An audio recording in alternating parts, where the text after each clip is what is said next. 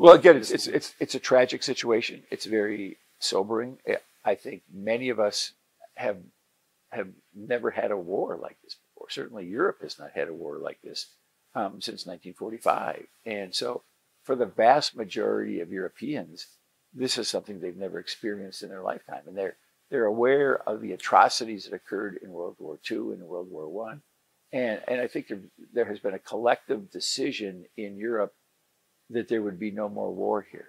And so to have Putin take this incredibly aggressive, deadly move by invading Ukraine, I think is, again, it's very, very chilling to many people. And my question, as I've talked to people about conversations, is, well, yeah, but they're still killing people. They're still killing people. And that's what we have to stop. They have to stop the killing. Do you fear that this kind of situation could lead us to a new migration crisis, food crisis, energy crisis? Well, I think if you look at a lot of the UN officials and you listen to a lot of humanitarian groups, I think they're already saying that there is a humanitarian crisis here. When you've got 3 million people that have left Ukraine, and certainly Poland has been affected, but other countries have been affected as well. That puts a lot of pressure on other countries, on cities, on support services.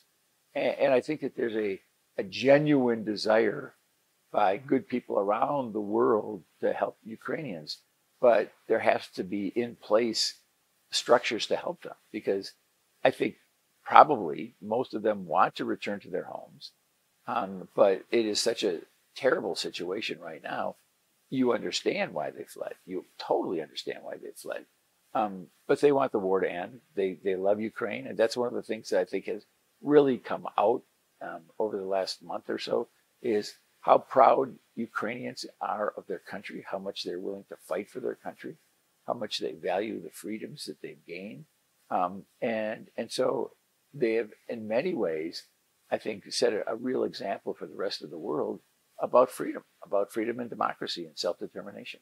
Next week, President Joe Biden traveled to Brussels to participate in several meetings in the UAE and also in NATO.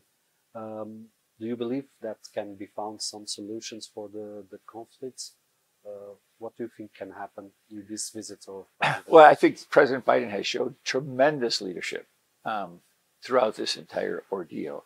And he's also recognized that in order for us to resolve this, it has to be a multilateral approach. It has to be an approach that includes NATO, that includes all the EU countries, it includes Great Britain, Australia, Japan.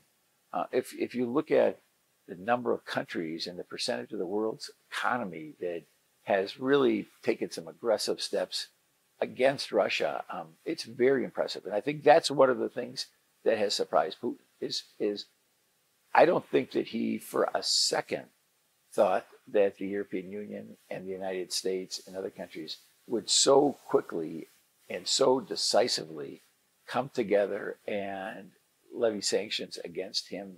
And I think that really has, along with the incredible will of the Ukrainian people, I think that has really changed the dynamic here. But again, they continue to kill people and they continue to make a push towards key cities. And so I don't take anything for granted right now. It's still a very, very serious situation.